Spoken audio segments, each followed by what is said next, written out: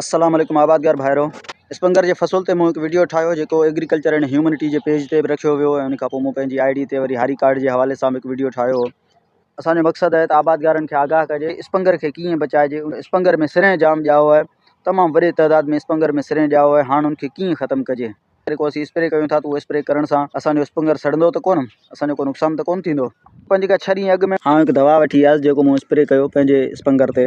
हींअर ई तव्हां ॾिसो, इन खां अॻु में मुंहिंजे स्पंगर में तमामु वॾे तइदाद में सिरें ॼाओ ऐं हाणे हींअर जीअं मूं स्प्रे कयो आहे जेको सिरें आहे हाणे उहो सड़णु लॻो आहे। कुझु जान ते अञा सिरें जेको आहे कचो बीठो आहे, उहो इन जे करे थो त हारी जेको मुहाड़ो खणे थो उन सवलो सुठे तरीक़े सां स्प्रे कोन कयो। दवा खे छिॾो करे स्प्रे करण जे करे ई सिरें घटि सड़ियो आहे। तव्हां फील्ड गार्ड दवा स्प्रे करियो या खणी चैलेंज दवा स्प्रे करियो, गाह मार दवा या उनखां अलावा को बि दवा तव्हां स्प्रे करियो जेको तव्हां इस्तेमालु कयो हुजे। हीअ जेको सिरें आहे इहो आहिस्ते आहिस्ते सड़णु शुरू थींदो। पहिरियां उनजा जेके मथियां पन आहिनि उहे, उन खां पोइ आहिस्ते आहिस्ते उनजी डांडी तक़रीबन 6 खां 10 ॾींहंनि अंदरि पोइ वञी ही ख़तमु थींदो। बार बार इहो ॿुधायो हो त पाणी जो ख़ासि ख़्यालु रखो। स्पंगर में तमामु घटि सैप आहे पाणी जो। सो आबादगारनि खे इहो गुज़ारिश आहे त महिरबानी करे स्पंगर खे देरि सां पाणी न ॾिजो। घटि में घटि 21-25 ॾींहं थी वञनि पोइ तव्हां उनखे पाणी ॾियो। 28 ॾींहंनि ताईं बि जेकर ॿनी जी कंडीशन ॾिसो, जेकर ॿनी तव्हांजी कची आहे त उनखे तव्हां पाणी ॾियो। हाणे हेॾे हिन पासे तव्हांखे अॻिते आउं ॾेखारियां थो त सिरें काफ़ी तइदाद में सड़ी वियो आहे। मूं हिन में सिरें छटियो कोन आहे। गुज़िरियल साल हिन ॿनी में जेको सिरें लॻल हुयो उहो जेको हिते छणियो उहो ई हींअर ॼाओ आहे।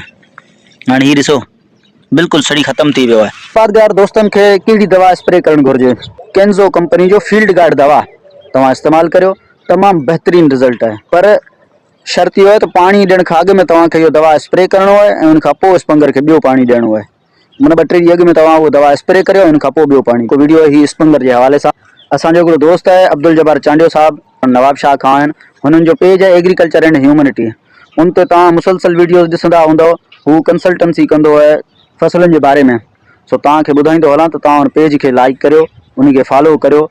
इन सां तव्हांखे इहो फ़ाइदो थींदो त तव्हां जेके नकुली ॿिज भाण जेके दवाऊं आहिनि उन्हनि खां तव्हांजी जिंद छुटी पवंदी। ऐं वधीक फसलनि जे बारे में ॼाण रखण जे लाइ मुंहिंजी हिन ID खे फॉलो कयो ऐं उनखां अलावा agriculture and humanity J page खे उनखे फॉलो कयो त जीअं तव्हांखे हर फसल जे बारे में नई अपडेट, नई ॼाण मिलंदी रहे। महिरबानी।